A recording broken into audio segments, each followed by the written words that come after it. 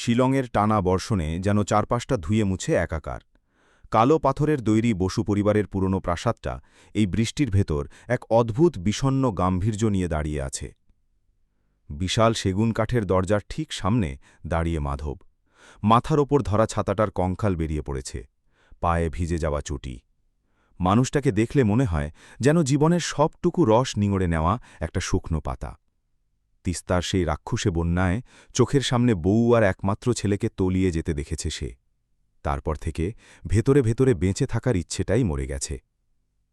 কিন্তু ওই যে পেটের দায়, ক্ষুধার আগুন তাকে টেনে এনেছে এই পাহাড়ের চূড়ায়।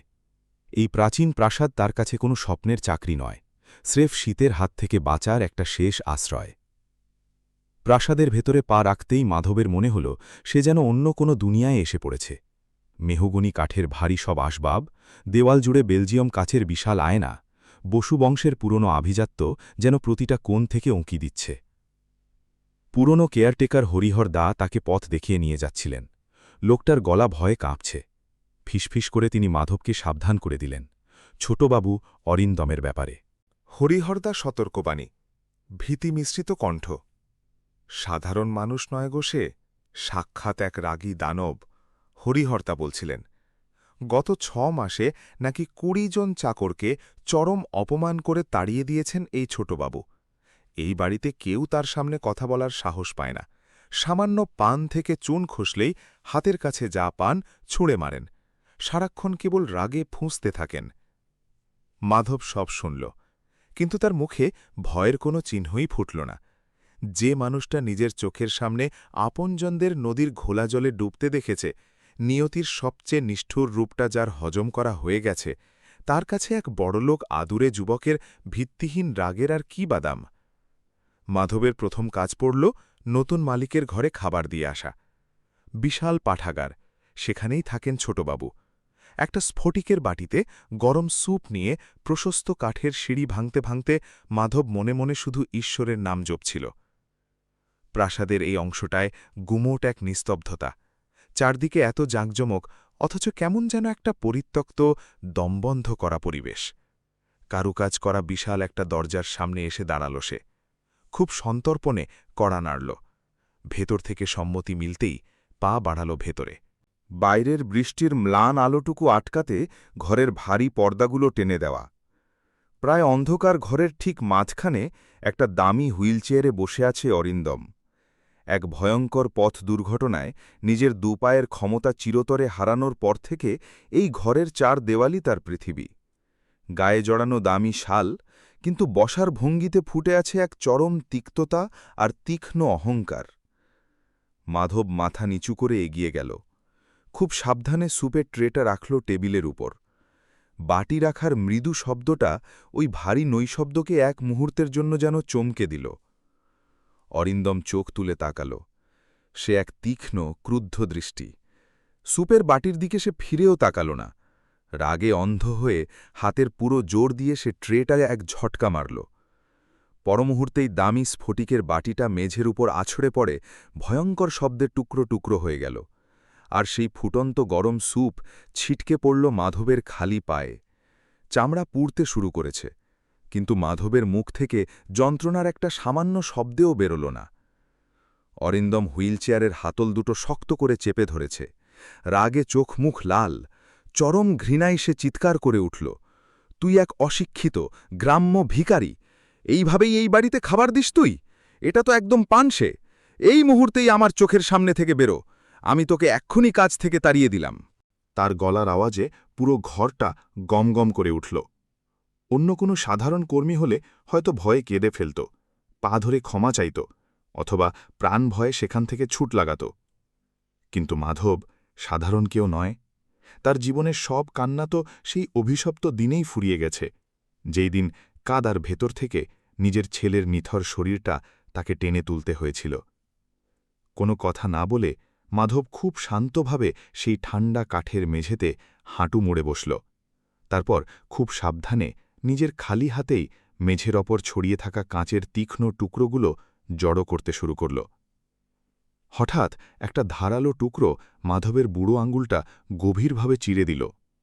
তাজা রক্তের কয়েকটা ফোঁটা টপকে পড়ল মেঝেতে। অরিন্দন হুইলচেয়ারে বসে অবাক হয়ে সব দেখছিল। এই প্রৌঢ় লোকটার রহস্যময় স্থিরতা তাকে এক মুহূর্তের জন্য যেন ঘাবড়ে দিল। কিন্তু মাধব একটুও থামল না। ভাঙা টুকরোগুলো এক জায়গায় করে নিজের গামছাটা দিয়ে মেঝেটা খুব ভালোভাবে মুছে পরিষ্কার করে দিল। কাচের টুকরোগুলো রক্তমাখা হাতে ধরে মাধব ধীরে ধীরে মাথা তুলল। এই প্রথমবারের মতো সে সোজা তাকাল অরিন্দমের চোখের দিকে। আর সেই এক মুহূর্ত মাধব যা দেখল তা তাকে ভেতর পর্যন্ত নাড়িয়ে দিল। প্রাসাদের চাকরদের বলা কথাগুলো তার কাছে ডাহা মিথ্যে মনে হল। এই চোখের ভেতর কোনো অহংকারী নিষ্ঠুর বা বদমেজাজি মালিকের ছায়া নেই, বরং রাগে লাল হয়ে থাকা ওই চোখ দুটোর ঠিক পেছনে লুকিয়ে আছে গভীর এক আতঙ্ক, অব্যক্ত যন্ত্রণা আর ভয়ঙ্কর এক একাকিত্ব। দৃষ্টিটা ঠিক যেন ঝড়ে উপড়ে পড়া গাছের নিচে আটকে থাকা একটা আহত পাখির মতো, যে পাখিটা স্রেফ নিজের প্রাণ বাঁচাতে আতঙ্কে চারপাশের অপরিচিতদের আক্রমণ করে বসে। এই নির্মম পৃথিবীতে নিজেকে সুরক্ষিত রাখার এটা একটা মরিয়া চেষ্টা ছাড়া আর কিছুই নয়। জীবনের অভিজ্ঞতা দিয়ে মাধবের বুঝতে একটুও সময় লাগল না যে অরিন্দম কোনো ভয়ঙ্কর রাক্ষস নয়, সে স্রেফ নিজের শারীরিক আর মানসিক যন্ত্রণার সঙ্গে লড়তে থাকা এক বড্ড অসহায় মানুষ। মাধব নিজের জায়গা থেকে উঠে দাঁড়াল। তারপর খুব শান্ত আর নরম গলায় বলল, আমাকে ক্ষমা করবেন ছোটবাবু, এই খাবার সত্যি আপনার যোগ্য হয়নি। আমি এখনই রান্নাঘরে ফিরে যাচ্ছি আর আপনার জন্য একদম তাজা সুস্বাদু খাবার বানিয়ে আনছি। তার কথার মধ্যে রাগ, বিরক্তি বা তিক্ততার কোনো রেশ ছিল না। এই অপ্রত্যাশিত স্নিগ্ধ আচরণ অরিন্দমকে পুরোপুরি হকচকিয়ে দিল। সে তো সারা জীবন মানুষের কাছ থেকে কেবল বিরক্তি আর করুণাই পেয়ে এসেছে। অরিন্দম যেন বোবা হয়ে গেল। এরপর যে অপমানজনক কথাগুলো সে বলবে বলে ভেবেছিল, সেগুলো হঠাৎ করেই গলায় আটকে গেল। তার হিসেব বলছিল এই গরিব মানুষটা এখন জোরে জোরে কাঁদবে, তাকে অভিশাপ দেবে অথবা সোজা ম্যানেজার বাবুর কাছে গিয়ে নালিশ করবে। আগের চাকরগুলো তো নিজেদের আত্মসম্মান বাঁচাতে ঠিক এই কাজটাই করেছিল। মাধব খুব সম্মানের সাথে মাথা নিচু করল, তারপর ঘর থেকে বেরিয়ে যাওয়ার জন্য ধীরে ধীরে পেছনে ঘুরল। মেঝের দিকে পা বাড়াতেই তার রক্তমাখা পায়ের ছাপ পড়তে লাগল কাঠের উপর। ঠিক তখনই অরিন্দম পেছন থেকে আবার কঠোর গলায় চিৎকার করে উঠল, দাঁড়াও, আমি কি তোমাকে এখান থেকে যাওয়ার অনুমতি দিয়েছি? চুপচাপ ফিরে এসো আর এই পুরো জায়গাটা আবার ভালোভাবে পরিষ্কার করো। এটা তার আর একটা পরীক্ষা। মাধব ভালো করেই জানত মেঝেটা আগে থেকেই পুরোপুরি পরিষ্কার, কিন্তু সে ঘুরে দাঁড়িয়ে কোনো তর্ক করল না, কোনো অভিযোগও না। চুপচাপ ফিরে এলো, আবার হাঁটু গেড়ে বসল আর নিজের গামছা দিয়ে সেই দাগহীন মেঝেটাকেই আবার মুছতে লাগল। সে বুঝতে পেরেছিল অরিন্দম আসলে মেঝে পরিষ্কার করাতে চাইছে না। সে শুধু দেখতে চাইছে এই নতুন লোকটাও তার কথায় বাধ্য থাকে নাকি বাকিদের মতো তর্ক জুড়ে দেয়। কয়েক মিনিটের এই দমবন্ধ করা নিস্তব্ধতার পর অরিন্দম ভীষণ ক্লান্ত হয়ে নিজের চেয়ারে হেলান দিল। তার শ্বাস কিছুটা জোরে বইছে। এবার এখান থেকে যাও আর ঠিক 10 মিনিটের মধ্যে আমার খাবার নিয়ে ফিরবে। যদি এবারও খাবার বিস্বাদ হয় তবে আমি সেটা তোমার গায়ে ছুঁড়ে মারব, সে ধীর গলায় বলল। কিন্তু এবার আর তার গলার আওয়াজে আগের মতো সেই হিংস্রতা নেই, বরং এক হালকা দুর্বলতা আর কম্পন স্পষ্ট টের পাওয়া যাচ্ছিল। মাধব শুধু একবার মাথা নাড়ল, তারপর ধীর পায়ে ঘর থেকে বেরিয়ে গেল। রান্নাঘরের সেই বিশাল পাথুরে দেওয়ালে দেওয়ালে তখন বাকি চাকরদের ফিসফাস। মাধব যখন সিঁড়ি দিয়ে নিচে নামল, তার হাতের ন্যাকড়া চুঁইয়ে তখন তাজা রক্ত ঝরছে। তাকে দেখে বাকিরা যেন ভয়ে সিটিয়ে গেল। হরিহরদা এক ছুটে একটা পরিষ্কার কাপড় নিয়ে এলেন। মাধবের অবস্থা দেখে হতাশায় মাথা নাড়তে নাড়তে বললেন, আমি তোমারে আগেই কইছিলাম না, ওই ছোটবাবু মানুষ না, সাক্ষাৎ এক পিশাচ। ওরে বাবা, এখন জানটা হাতে নিয়ে নিজের পোটলা গুছায় পলায়ন করো। মাধব নিজের জখম হাতের ওপর ন্যাকড়াটা কষে বাঁধতে বাঁধতে ঠোঁটের কোণে একটুখানি হাসল, বড় শান্ত সেই হাসি। সে খুব ধীর গলায় বলল, আমি কোথাও যাচ্ছি না হরিহরদা, আপনি বরং উনুনে একটু আঁচ দিন আর আমাকে শুধু একটা কথা বলুন, ছোটবাবু যখন ছোট ছিলেন তখন কোন স্বাদের স্যুপ সবচেয়ে পছন্দ করতেন? রান্নাঘরের সবাই মাধবের দিকে এমনভাবে তাকাল যেন লোকটার ওপর কোনো অপদেবতা ভর করেছে। কেউ তার কথা বিশ্বাস করতে পারল না। বরং সবার চোখে মুখে এক অদ্ভুত করুণা ফুটে উঠল। মাধব কারোর কথায় কান দিল না।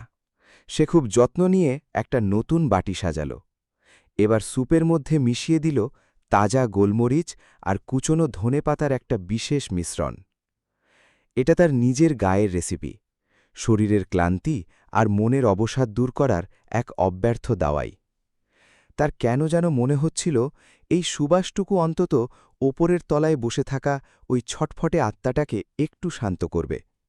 নিজের বুকের ভেতর এক সমুদ্র সহানুভূতি নিয়ে সে আবার সেই চওড়া সিঁড়ি ভেঙে ওপরে উঠতে শুরু করল।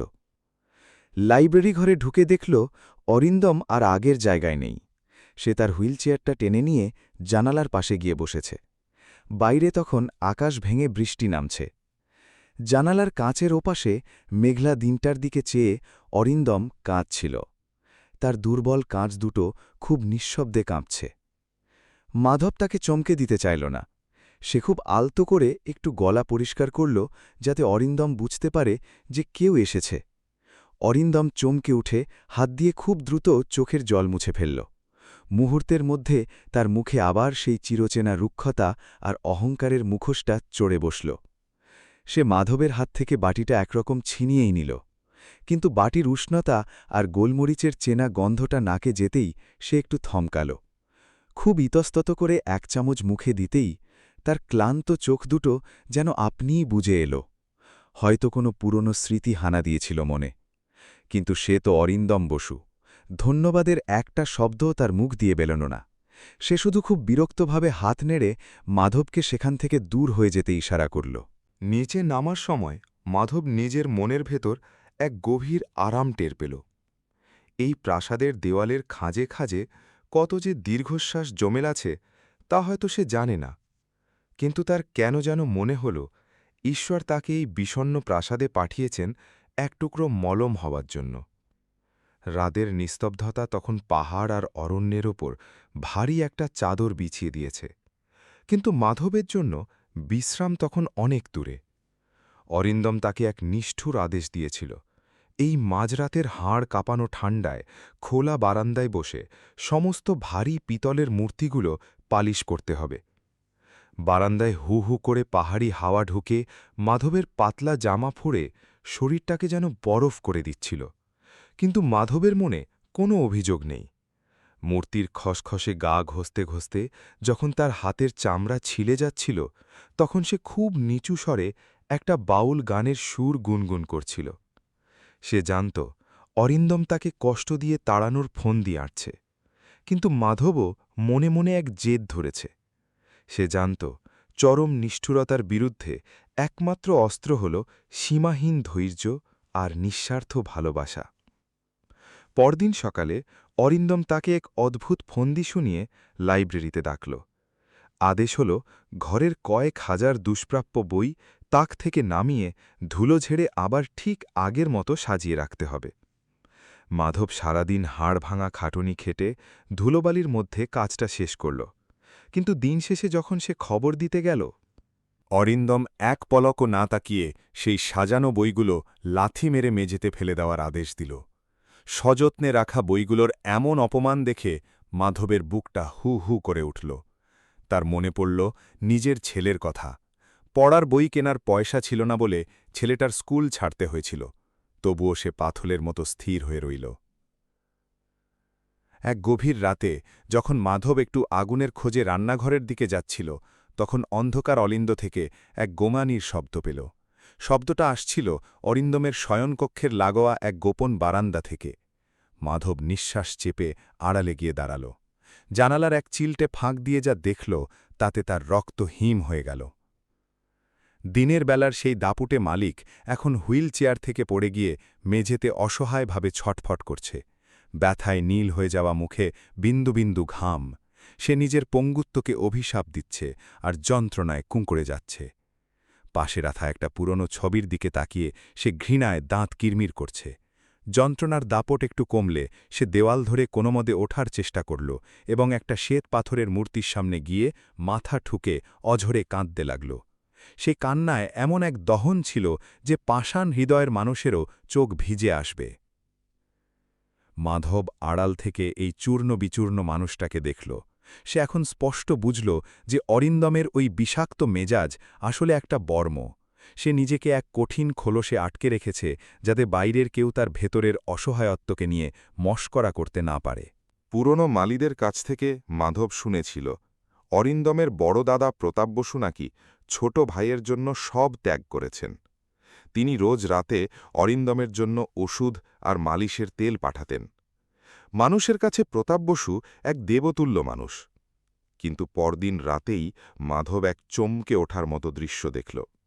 প্রতাপ বসুর খাস লোক যখন ওষুধের শিশি নিয়ে অরিন্দমের ঘরে গেল, অরিন্দম তাকে একরকম তাড়িয়েই দিল। লোকটা বেরোতেই অরিন্দম জানালার বাইরে সেই সবটুকু ওষুধ ফেলে দিল। তার চোখে তখন এক অব্যক্ত আতঙ্ক আর ঘৃণা। মাধবের মনে জমে থাকা ধাঁধাগুলো এবার মিলতে শুরু করল। সে বুঝল কেন অরিন্দম আগের ২০ জন চাকরকে তাড়িয়েছে। তারা সবাই ছিল তার দাদা প্রতাপের পাঠানো চর। এই মস্ত বড় প্রাসাদে অরিন্দম আসলে একা এক খাঁচায় বন্দি পাখি, যে স্রেফ নিজের অস্তিত্ব বাঁচানোর এক অসম লড়াই লড়ছে। মাধব স্থির করল, এই লড়াইয়ে সে আর অরিন্দমকে একা হতে দেবে না।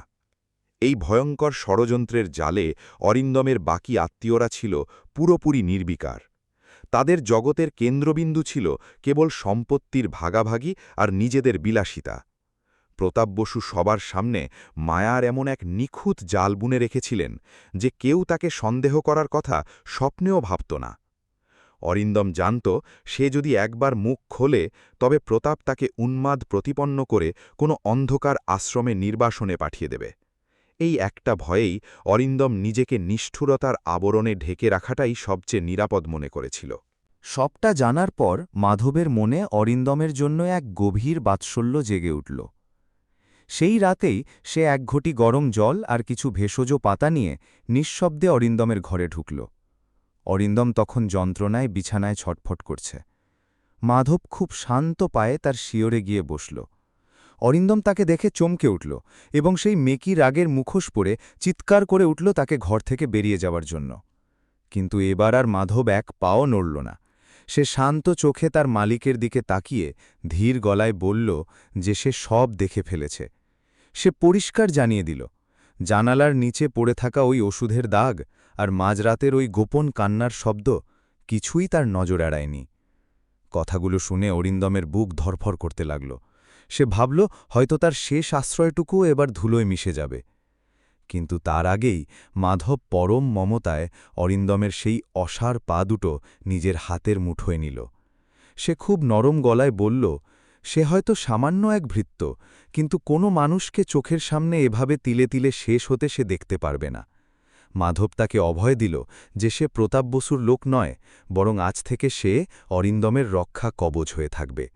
সেই পাথরের প্রাসাদে এই প্রথম কেউ অরিন্দমের সঙ্গে এত মমতায় কথা বলল।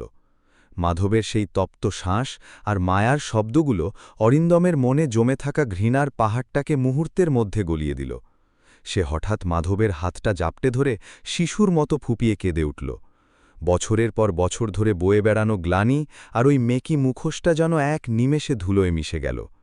মাধব সেই দামি গালিচার উপরই বসে পড়ল এবং অরিন্দমের মাথায় হাত বুলিয়ে দিতে লাগল, ঠিক যেমন একজন পিতা তার ভীত সন্তানকে অভয় দেয়। কাঁদতে কাঁদতে অরিন্দম সেই ভয়ঙ্কর সত্যিটা কবুল করল।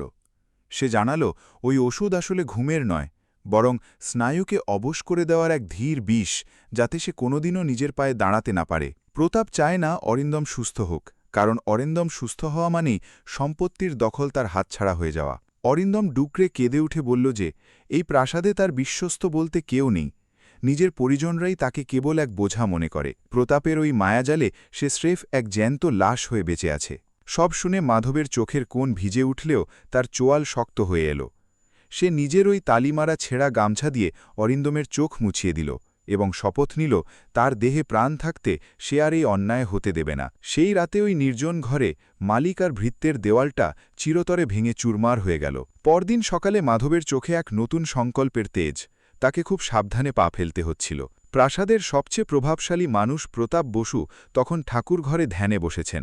বাইরের দুনিয়ার কাছে তিনি এক পরম ধার্মিক মানুষ হলেও মাধবের অভিজ্ঞ চোখ ওই ধবধবে সাদা পাঞ্জাবির আড়ালে লুকিয়ে থাকা কুটিল শয়তানটাকে চিনে নিয়েছিল। প্রতাপ বসু সারা বাড়ির ওপর নিজের আধিপত্য চালাতেন। সকাল ঠিক 10টার সময় তার খাস লোক অরিন্দমের সেই বিশেষ পানীয় তৈরি করতে রান্নাঘরে এলো। মাধব তার বনজ ওষুধের জ্ঞান থেকে জানত যে ওই পানীয়র তীব্র কটু গন্ধ কোনো ভেষজের নয়, বরং হাড় ক্ষয়কারী বিষের লক্ষণ। সে বুঝল এই লড়াইটা স্রেফ গায়ের জোরের নয়, বুদ্ধিরও। অরিন্দমকে তার দাদার পাঠানো ওই চরের হাত থেকে রক্ষা করার জন্য এক উন্মাদ আর খিটখিটে মানুষের অভিনয় চালিয়ে যেতে হচ্ছিল। মাধব আজ এই মারণ চক্রাকে সমূলে উপড়ে ফেলার এক কঠিন সিদ্ধান্ত নিয়ে নিল। প্রতাপ বসু তখন ড্রয়িং রুমের সোফায় বসে খবরের কাগজ পড়ছেন। যখন তার লোক ওই পানীয়র ট্রে নিয়ে উপরে যেতে শুরু করল, মাধব চট করে এগিয়ে গিয়ে ট্রেটা নিজের হাতে নিয়ে নিল। সে খুব বিনীতভাবে জানাল যে ছোটবাবু আজ তাকেই ডেকে পাঠিয়েছেন। লোকটা বাধা দিতে চাইলেও প্রতাপ বসু দূর থেকে ইশারায় মাধবকে যেতে বললেন। তার হয়তো মনে হয়েছিল এই নগণ্য ভৃত্য তার অতল ষড়যন্ত্রের কীই বা বুঝবে। তার এই অতি আত্মবিশ্বাসী আজ তার পতনের শুরু হতে চলেছিল। মাধব রূপোর ট্রেটি দু হাতে শক্ত করে ধরে অত্যন্ত ধীর কদমে এগোতে লাগল। ওই গরম তরল থেকে ওঠা বিষাক্ত ঝাঝালো গন্ধটা তার নাকে এসে ধাক্কা দিচ্ছিল। প্রতাপ বসু নিজের মখমলের সোফা থেকে খুব তীক্ষ্ণ নজরে মাধবকে দেখছিলেন। ঠিক সেই সময় অরিন্দমও নিজের হুইলচেয়ার চালিয়ে ঘরের বাইরে আসার চেষ্টা করছিল। যেমনই অরিন্দমের নজর ওই লালচে পানীয়র ওপর পড়ল, তার মুখ আতঙ্কে ফ্যাকাশে হয়ে গেল। মাধবের জন্য পরিকল্পনা সফল করার এটাই ছিল মোক্ষম সময়। সে সিঁড়ির মুখে দাঁড়িয়ে থাকা অরিন্দমের ভীত চোখের দিকে সরাসরি তাকাল আর চোখের পাতায় খুব সূক্ষ্ম একটা ইশারা করল। ঠিক পরের মুহূর্তেই মাধব জেনে শুনে নিজের পা মেঝের ওপর বিছানো সেই দামি কাশ্মীরি গালিচার কোনায় আটকে দিল। হাত থেকে ট্রেটা ছিটকে হাওয়ায় উড়ল, আর সেই ফুটন্ত বিষাক্ত পানীয় সরাসরি গিয়ে পড়ল প্রতাপ বসুর সামনের শ্বেতপাথরের টেবিল আর তার দামি রেশমি পাঞ্জাবির ওপর। ফুরো হলে হঠাৎ এক তুলকালাম কাণ্ড বেঁধে গেল। প্রতাপ বসু রাগ আর গরম তরলের জ্বালা এক গগনবিদারী চিৎকার করে উঠলেন। মাধব তখনই মেঝের ওপর আছাড় খেয়ে পড়ল, আর এমনভাবে কাঁপতে লাগল যেন সে ভয়ে আধমরা। সে হাত জোর করে প্রতাপ বসুর পা জড়িয়ে ধরে কান্নায় ভেঙে পড়ল। সে বারবার বলতে লাগল, কর্তাবাবু, আমি খুব বুড়ো মানুষ, পাটা হঠাৎ পিছলে গেল, আমায় ক্ষমা করে দিন। তার অভিনয়ের নিখুঁত নাটকীয়তা দেখে কেউ সন্দেহ করার সুযোগ পেল না। চিৎকার শুনে বাড়ির বাকি আত্মীয়রাও ঘর থেকে বেরিয়ে এলো। প্রতাপ বসু তখন সবার সামনে এক মহৎ অভিভাবকের রূপ ধরলেন। তিনি লম্বা শ্বাস ফেলে বললেন, অরিন্দম সব সময় এরকম অপদার্থ লোকজনকে কাজে রাখে যাদের ন্যূনতম কাণ্ডজ্ঞান নেই। তিনি নিজের সব দোষ খুব চাতুর্যের সাথে অরিন্দমের ওপর চাপিয়ে দিলেন। অরিন্দম হুইলচেয়ার ঠেলে সামনে এগিয়ে এল। তার বুক তখন ধরফর করছে। এই দৃশ্য দেখে সে পাথর হয়ে গিয়েছিল। মাধব কেন এটা করেছে তা বুঝতে তার 1 সেকেন্ডও দেরি হল না। ওই রিক্ত ভৃত্য তাকে বিষের হাত থেকে বাঁচাতে নিজের আশ্রয় আর পুরো বাড়ির রাগ নিজের মাথায় তুলে নিয়েছে। অরিন্দমের মনে ওই প্রৌঢ় মানুষটির জন্য এক অটুট শ্রদ্ধার জন্ম হল।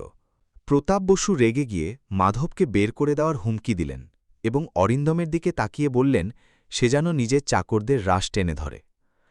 এই প্রথমবার অরিন্দম কোনো মেজাজ দেখাল না, কোনো কিছু ভাঙল না। সে খুব শান্ত গলায় দাদাকে বলল, এটা স্রেফ একটা দুর্ঘটনা দাদা, আমি ওকে নিজেই কড়া শাসন করব। প্রতাপ বসু ভেতরে ভেতরে ফেটে পড়ছিলেন, কিন্তু সবার সামনে নিজের সৌম্য ভাবমূর্তি নষ্ট হতে দিলেন না। তিনি নিজের লোককে তখনই রান্নাঘরে গিয়ে আবার ওই পানীয় তৈরি করার নির্দেশ দিলেন। কিন্তু সেই লোক রান্নাঘরের দিকে পা বাড়ানোর আগেই মাধব মেঝেতে বসেই খুব জোরালো গলায় বলল, কর্তাবাবু, রান্নাঘরে থাকা ওই বিশেষ শেকড় বাকড় তো সব শেষ হয়ে গেছে। মাধব খুব চতুরতার সাথে মিথ্যে সাজিয়ে বলল যে আজ ভোরে সে স্টোররুমে কিছু ধাড়ি ইঁদুরকে ওই দামি জড়িবুটিগুলো কুচিয়ে নষ্ট করতে দেখেছে। সে বাড়ির অমঙ্গল হবে ভেবে ওইসব দূষিত জিনিস নর্দমায় ফেলে দিয়ে এসেছে। একথা শোনা মাত্রই প্রতাপ বসুর চোখে এক ভয়ঙ্কর ঘৃণা আর আক্রোশ ফুটে উঠল। তিনি বুঝলেন আজকের জন্য তার সব পরিকল্পনা ভেস্তে গেছে। এখন আর ওই বিষাক্ত পানীয় তৈরি করার কোনো উপায় নেই। প্রতাপ বসু ভারী পায়ে নিজের ঘরের দিকে চলে গেলেন। এখন সেই বিশাল হলে কেবল অরিন্দম আর মাধবী একা। মেঝের ওপর ছড়িয়ে থাকা ওই লাল রঙের কদর্য দাগটা বসু পরিবারের এক অন্ধকার রহস্যের জীবন্ত সাক্ষী হয়ে পড়ে রইল। অরিন্দম তখনই ইশারায় মাধবকে কাছে ডাকল। কোনো কথা না বলে তাকে নিজের শোবার ঘরে নিয়ে গিয়ে ভেতর থেকে দরজাটা শক্ত করে বন্ধ করে দিল সে। তারপর হঠাৎই মাধবের হাত দুটো জড়িয়ে ধরে ডুকরে কেঁদে উঠল। এই কান্না কোনো যন্ত্রণার নয়, এ ছিল এক গভীর কৃতজ্ঞতার বহিঃপ্রকাশ।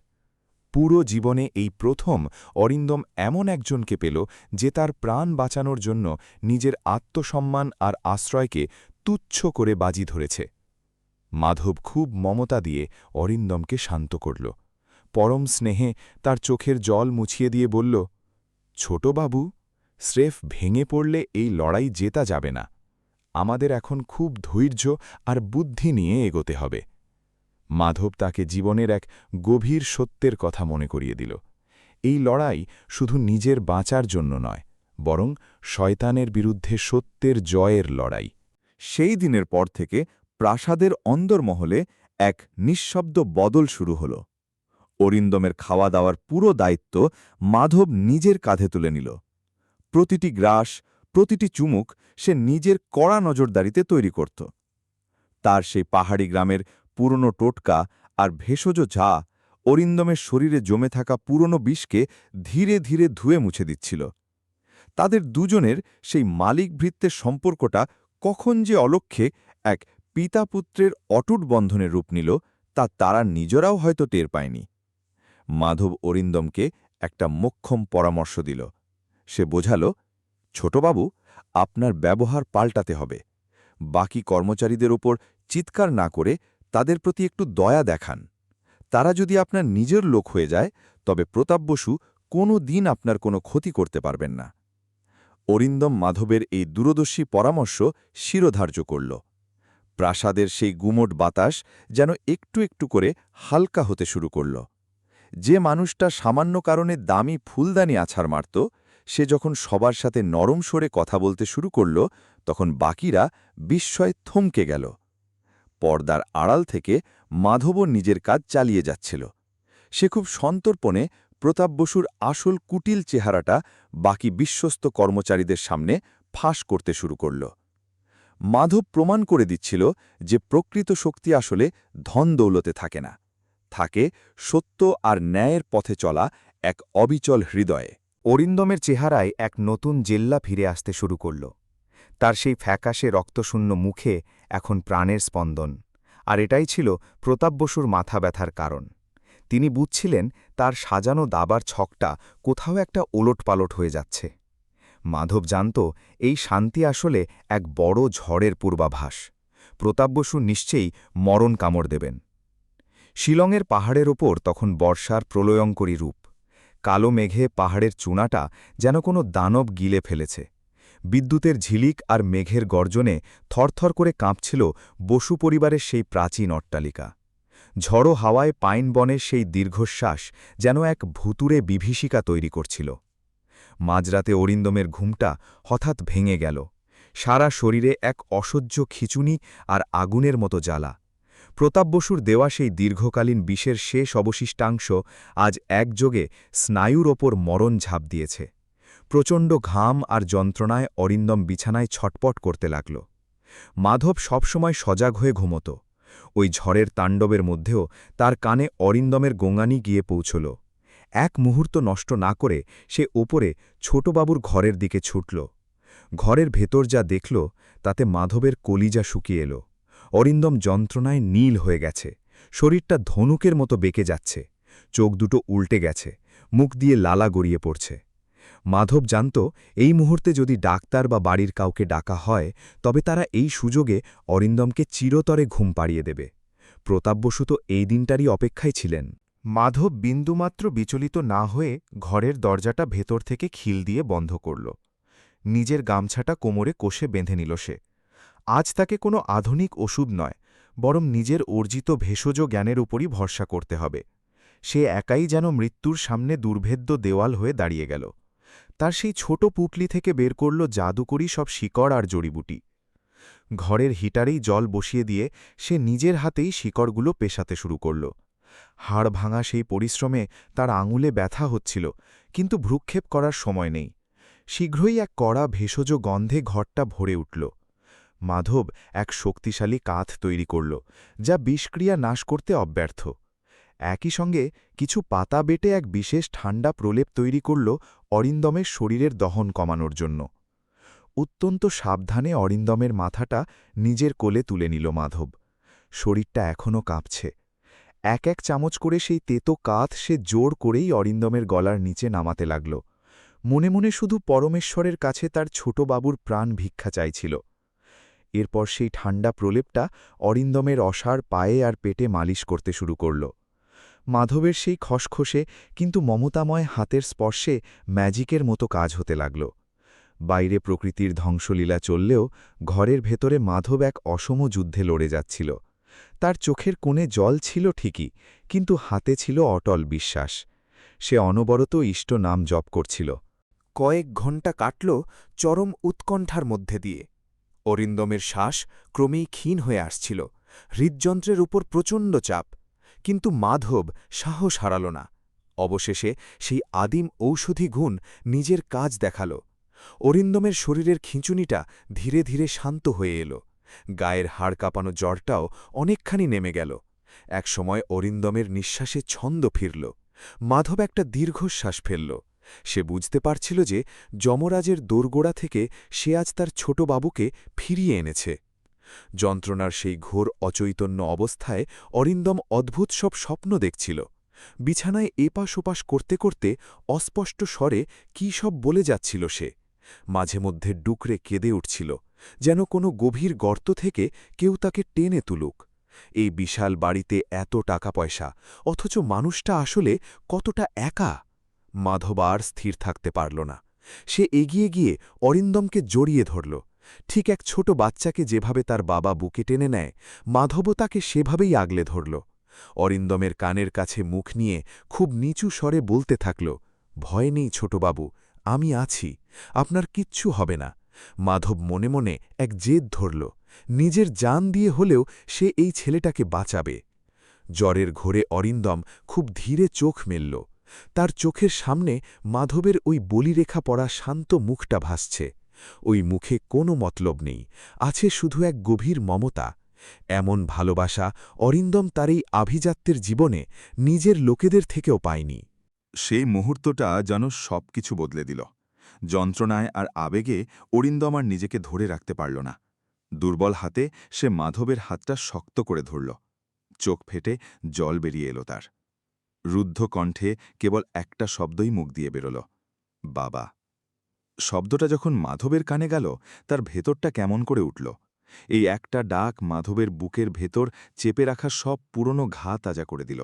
মনে পড়ে গেল তার নিজের হারিয়ে যাওয়া ছেলের কথা। মাধবের চোখ থেকেও টপ টপ করে জল পড়তে লাগল।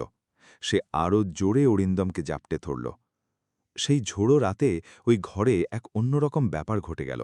বড়লোক মালিক আর গরিব চাকরের মাঝখানের ওই আভিজাত্যের দেওয়ালটা এক নিমেষে ভেঙে পড়ল। সেখানে তখন আর মালিক চাকর বলে কিছু ছিল না, ছিল কেবল দুটো মানুষ যারা একে অপরের যন্ত্রণার ভাগ নিচ্ছিল। সকাল হতে হতে বাইরের ঝড়টাও থেমে গেল। বৃষ্টির ঠান্ডা বাতাস পাহাড় থেকে নেমে এসে বাড়ির গুমোট ভাবটা কাটিয়ে দিল। অরিন্দমের জীবন থেকেও যেন মরণ ঘণ্টাটা সরে গেল। মাধবের দিনরাতের সেবা আর ভেষজ ওষুধের গুণে এক অসম্ভব জয় এল। অরিন্দম এখন অঘরে ঘুমাচ্ছে, তার মুখে আর সেই কষ্টের ছাপ নেই। মাধব ক্লান্তিতে শেষ হয়ে আসছিল, সারা গা ব্যথায় টনটন করছে, কিন্তু সে উঠল না। মেঝেতে বসেই অরিন্দমের হাতটা আগলে রাখল। সে জানত লড়াইটা মাত্র শুরু। প্রতাপ বসু যখন দেখবে তার বিষ কাজ করেনি, সে আরও ভয়ঙ্কর কিছু করার চেষ্টা করবে।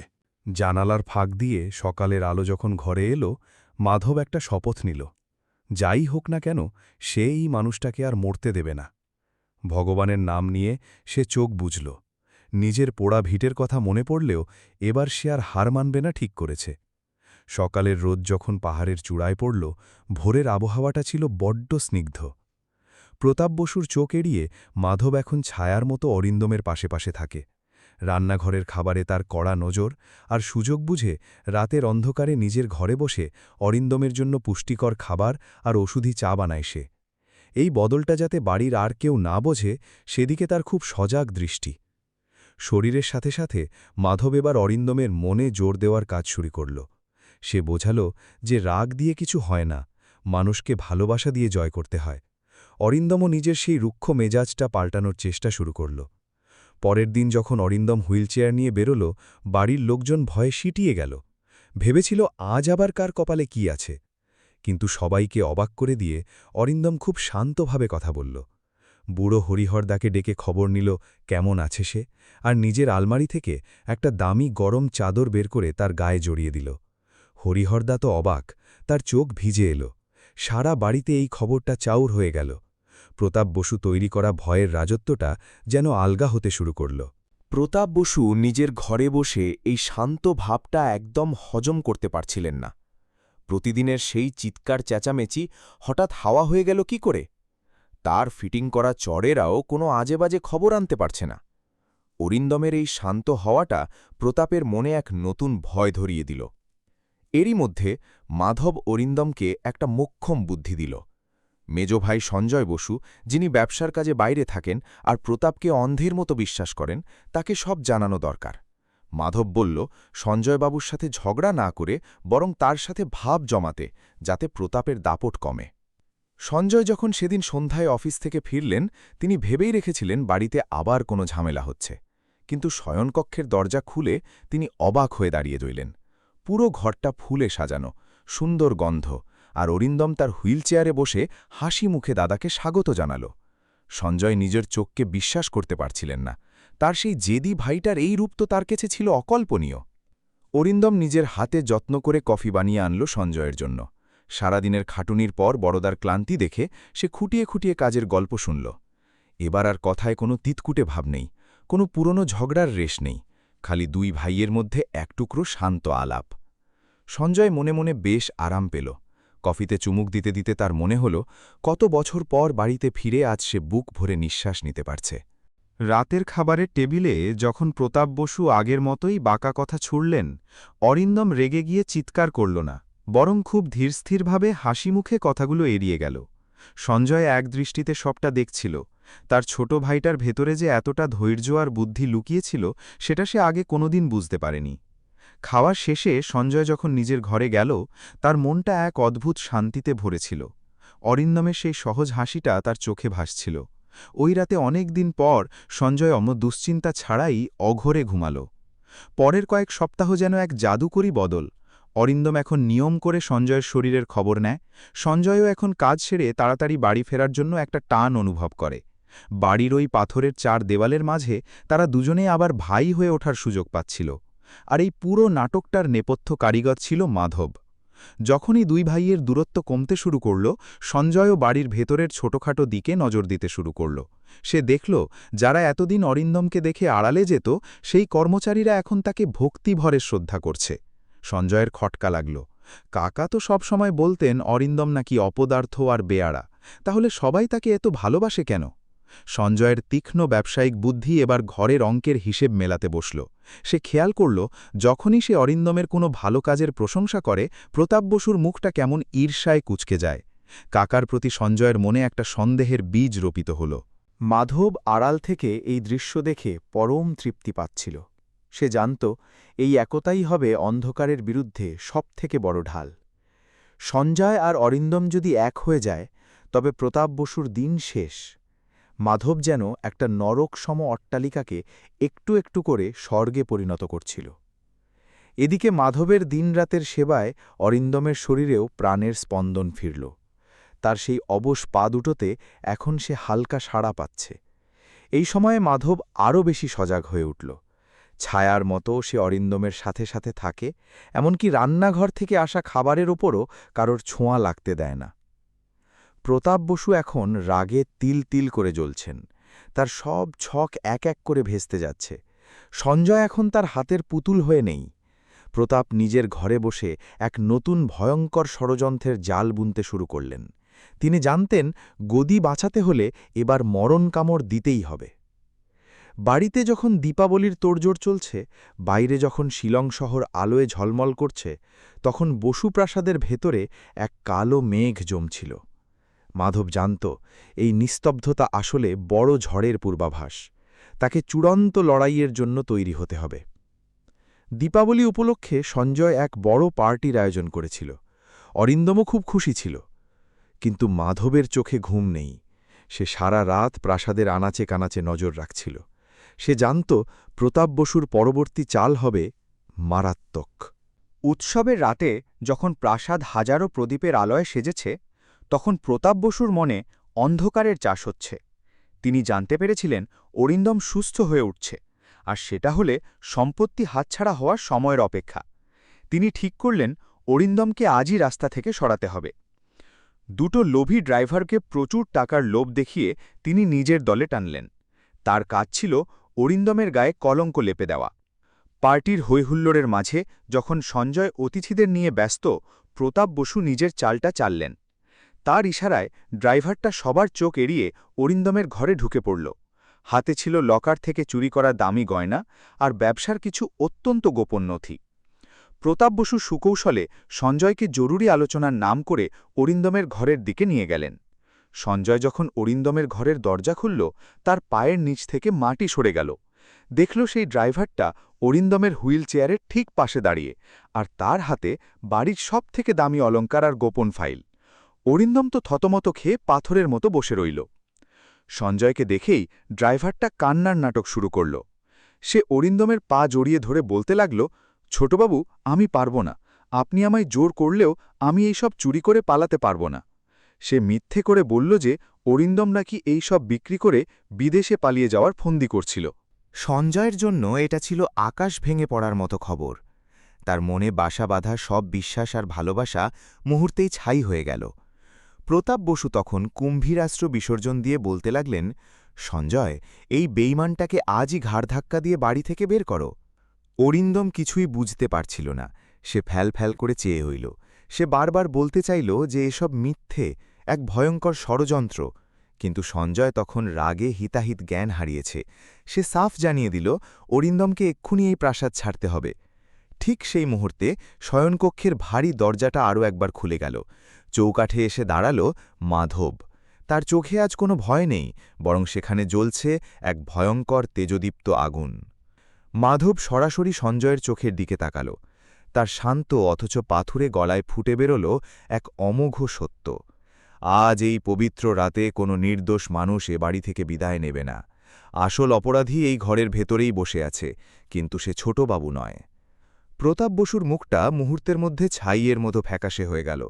মাধব তার পুরনো ধুতির কোচ থেকে একটা নোংরা পুটলি বের করে সঞ্জয়ের সামনে মেঝের ওপর মেলে ধরল। ভেতরে পড়ে থাকা আধপড়া বিষাক্ত শিকড় আর শুকনো জড়িবুটিগুলো দেখে সঞ্জয় চমকে উঠলেন। মাধব দাঁতের দাঁত চেপে বলল, এই সেই ধীর বিষ যা এক ছদ্মবেশী অভিভাবক গত কয়েক মাস ধরে নিজের ভাইয়ের রক্তে মিশিয়ে দিচ্ছিলেন। একেই বলে আপন মানুষের বেইমানি। সঞ্জয় প্রথমে বিশ্বাস করতে চাননি, কিন্তু মাধব যখন বাইরে দাঁড়িয়ে থাকা সেই বিশ্বস্ত দ্বাররক্ষীকে ভেতরে ডাকল, তখন সব তাসের ঘর ভেঙে পড়ল। মাধবের ব্যবহারে আগেই বদলে যাওয়া সেই লোকটি সঞ্জয়ের পায়ে পড়ে সব অপরাধ কবুল করে নিল। সে পরিষ্কার জানিয়ে দিল কিভাবে প্রতাপ বসু তাকে আর সেই গাড়িচালককে টাকা দিয়ে এই নোংরা নাটক সাজিয়েছিলেন। নিজের বহু বছরের সাজানো মিথ্যে মুখোশটা খসে পড়তেই প্রতাপ বসু হিতাহিত জ্ঞান হারিয়ে ফেললেন। নিজেকে বাঁচাতে তিনি সেই ভাড়াটে চালককে এক ভয়ঙ্কর ইশারা করলেন, অরিন্দম আর মাধবকে চিরতরে সরিয়ে দেওয়ার জন্য। চালকের চোখে তখন খুনের নেশা। সে পলক ফেলার আগেই পাশে রাখা এক ভারী পিতলের মূর্তি তুলে নিয়ে অরিন্দমের মাথার দিকে ধেয়ে এল। সঞ্জয় অনেকটা দূরে ছিলেন, তার পক্ষে পৌঁছনো অসম্ভব ছিল। অরিন্দম ভয়ে চোখ বুজল। কিন্তু ঠিক সেই মুহূর্তে একটা জীর্ণ চাদরে ঢাকা ছায়া বিদ্যুতের গতিতে অরিন্দমের সামনে ঢাল হয়ে দাঁড়িয়ে গেল। সেই প্রাণঘাতী আঘাতটা অরিন্দমের গায়ে লাগল না, বরং পিতলের মূর্তির পুরো ওজনটা গিয়ে পড়ল মাধবের মাথার ওপর। এক বিভৎস শব্দে মাধবের মাথাটা ফেটে গেল। সাদা মার্বেলের মেঝের ওপর ফিনকি দিয়ে তাজা রক্ত ছুটল। সেই রক্ত যেন বসুবংশের সব অহংকার আর নীচতাকে ধুয়ে দিচ্ছিল। একটা প্রকাণ্ড বৃক্ষ যেমন কুড়ালের কোপে ভেঙে পড়ে, মাধবের জীর্ণ শরীরটাও সেভাবেই আছড়ে পড়ল মাটিতে। অরিন্দম বুক চিরে এক চিৎকার দিয়ে হুইল চেয়ার থেকে নিজেকে প্রায় ছুঁড়ে দিল মাধবের লাশের মতো পড়ে থাকা শরীরের ওপর। সঞ্জয় তখন সিংহের মতো লাফিয়ে পড়ে সেই চালককে মাটির সাথে মিশিয়ে দিলেন। বাইরে তখন হাজার প্রদীপের আলো, কিন্তু ঘরের ভেতরে বয়ে চলা রক্তের স্রোতের সামনে সব ফিকে মনে হচ্ছিল। মাধবের নিঃশ্বাস তখন খুব ধীর। অরিন্দম পাগলের মতো কাঁদতে কাঁদতে মাধবের মাথাটা নিজের কোলে তুলে নিল। মাধব তার কাঁপতে থাকা রক্তভেজা হাতটা শেষবারের মতো অরিন্দমের সেই অবশ পায়ের ওপর রাখল, যা সে সারিয়ে তোলার চেষ্টা করেছিল। তার ঠোঁটে এক পরম তৃপ্তির হাসি ফুটে উঠল এবং পরক্ষণেই চোখ দুটো বুজে এল। হাসপাতালের সেই নিস্তব্ধ করিডোর আজ এক নিঃশব্দ কান্নার সাক্ষী। সঞ্জয় আর অরিন্দম অপারেশন থিয়েটারের বাইরে পাথরের মতো বসে। ভেতরে যমের সাথে লড়াই করছেন সেই বৃদ্ধ সেবক। সঞ্জয় আজ বুঝতে পারছিলেন এই ঐশ্বর্য আর প্রতিপত্তির থেকে অনেক বড় সম্পদ হল ওই বৃদ্ধের অকৃত্রিম হৃদয়। নিজের কাকা প্রতাপ বসুকে তিনি চিরতরে ত্যায্য করলেন। প্রতাপের ঠাঁই হল এক নির্জন আশ্রমে, আর সেই চালক গেল জেলখানায়। শিলংয়ের আকাশ থেকে আজ যেন দীর্ঘদিনের এক কুয়াশার চাদর সরে গেল। ভোরের প্রথম আলো যখন জানলা দিয়ে হাসপাতালের মেঝেতে পড়ল, ঠিক তখনই ওটির দরজাটা খুলে গেল। ডাক্তার কপালে জমে থাকা ঘাম মুছে মুচকি হাসলেন। জানালেন সেই সাহসী মানুষটার লড়াইটা জিতে গিয়েছেন। অরিন্দম আর সঞ্জয় একে অপরকে জড়িয়ে ধরে কান্নায় ভেঙে পড়ল। এ কান্না দুঃখের নয়, এ ছিল এক অলৌকিক প্রাপ্তির। ঈশ্বর তাদের প্রার্থনা শুনেছেন। কয়েক ঘণ্টা পর যখন মাধবের জ্ঞান ফিরল, অরিন্দম প্রায় টলতে টলতে গিয়ে তার বিছানার পাশে বসল। মাধবকে জড়িয়ে ধরে সে কি কান্না! মাধবের মাথায় তখন সাদা ব্যান্ডেজ, শরীরটা ভীষণ দুর্বল। কিন্তু তার সেই কোটরগত চোখে আগের মতোই সেই শান্ত মমতা টলটল করছিল। কাঁপা কাঁপা হাতে সে অরিন্দমের চোখের জল মুছিয়ে দিয়ে ইশারায় শান্ত হতে বলল। সঞ্জয়ও আজ আর নিজেকে ধরে রাখতে পারলেন না। মাধবের পায়ের কাছে বসে পড়ে নিজের সব ভুল আর খারাপ ব্যবহারের জন্য ক্ষমা চাইলেন তিনি। মাধব ধীর গলায় শুধু বলল, মানুষ যখন নিজের ভুল বুঝতে পারে দাদাবাবু, তখন ভগবানও তাকে ফিরিয়ে দেন না। সেই দিনের পর সঞ্জয় বসু মানুষটাই যেন পাল্টে গেলেন। প্রাসাদের কর্মীদের বেতন বাড়িয়ে দিলেন দ্বিগুণ, তাদের সুখ দুঃখের সব দায়িত্ব নিলেন নিজের কাঁধে। বাড়ির সেই দমবন্ধ করা পরিবেশটা যেন চিরতরে বিদায় নিল। এখন আর সে কেবল মাধব নয়, বাড়ির উপরওয়ালা থেকে শুরু করে বাগান ঝাড়ু দেওয়া কর্মী সবাই তাকে বাবা বলে ডাকতে শুরু করল। সত্যি, ভালোবাসার শক্তি যে কোনো বিষের চেয়েও অনেক বেশি শক্তিশালী।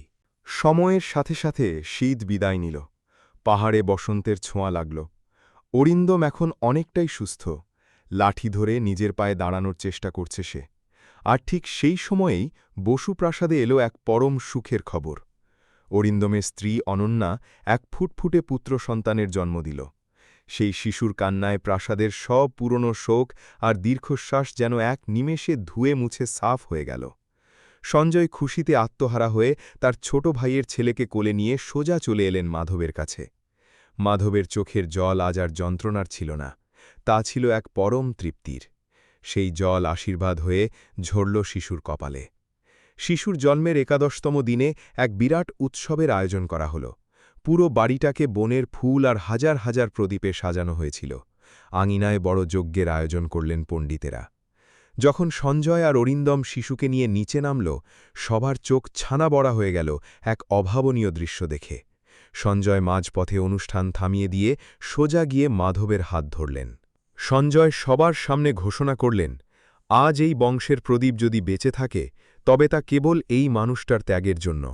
তিনি মাধবকে নিয়ে গিয়ে বসিয়ে দিলেন যজ্ঞের প্রধান আসনে। পণ্ডিতমশায় মন্ত্র শুরু করলেন। নাম রাখার শুভ মুহূর্তে মাধবকে অনুরোধ করা হল শিশুর নাম রাখার জন্য। মাধব তার কাঁপতে থাকা ঠোঁটে শিশুর নাম রাখল আরিয়ান, যার অর্থ হল এক সত্য যোদ্ধা। পুরো হলঘর তখন করতালিতে ফেটে পড়ল। ঘৃণা আর ষড়যন্ত্রের ওপর আজ ভালোবাসা আর ন্যায়ের চূড়ান্ত জয় হল। এই কাহিনী কেবল একজন সেবকের ছিল না, এ ছিল এক পবিত্র আত্মার বিজয়গাথা। মাধব প্রমাণ করে দিয়ে গেল যে গায়ের পোশাক বা টাকা পয়সা দিয়ে মানুষ বড় হয় না, মানুষের আসল পরিচয় তার কাজে। বসু প্রাসাদের সেই দাম্ভিক ইমারতটা আজ আর কোনো আভিজাত্যের ঝেল্লা দিচ্ছিল না, বরং তা হয়ে উঠেছিল এক নতুন ভোরের প্রতীক। বহু বছর ধরে শিলংয়ের পাহাড়ে এই গল্প লোকের মুখে মুখে ঘুরত। মানুষ তাদের সন্তানদের শোনাত কিভাবে এক সহায় সম্বলহীন মানুষ তার ভালোবাসা দিয়ে একটা পুরো সাম্রাজ্যের ভাগ্য বদলে দিয়েছিল। মাধবের নামে শহরে হাসপাতাল আর স্কুল তৈরি হল। অরিন্দাম আর অনন্যা তাদের বাকি জীবন দুস্থ মানুষের সেবায় বিলিয়ে দিল। মাধব যখন তার জীবনের শেষ বেলায় পৌঁছাল, তার মনে কোনো আক্ষেপ ছিল না। তার আদরের আরিয়ান ততদিনে বড় হয়ে এক আদর্শ মানুষ হয়েছে। শেষ নিঃশ্বাস ত্যাগের সময় মাধব তার পাশে সঞ্জয়, অরিন্দম আর অনন্যার চোখে সেই অকৃত্রিম মায়ার টান দেখে গিয়েছিল। এক পরম শান্তিতে সে চোখ বুঝল। মাধব চলে যাওয়ার পরও তার সেই পুরনো ধুতিটা প্রাসাদের উপাসনা কক্ষে এক অমূল্য সম্পদ হিসাবে সাজিয়ে রাখা হল। বসু বংশের পরের প্রজন্মগুলো সেখানে মাথা নত করে আশীর্বাদ নিতে শিখল। এই গল্প আমাদের মনে করিয়ে দেয় যে পৃথিবীর সবথেকে দামি রত্ন কোনো খনিতে পাওয়া যায় না, তা জন্ম নেয় মাধবের মতো একজন মানুষের নিঃস্বার্থ আত্মত্যাগ আর ভালোবাসার গভীরে। আর এটাই এই জগতের সবথেকে বড় সত্যি। শিলংয়ের পাহাড়ে আজও সেই প্রাসাদটা দাঁড়িয়ে আছে, কিন্তু এখন তা কোনো দম্ভের দুর্গ নয়, তা এখন মানুষের সেবার এক মন্দির। আর এর সবটাই ছিল সেই এক সাধারণ মানুষের অসাধারণ এক গল্পের ফল।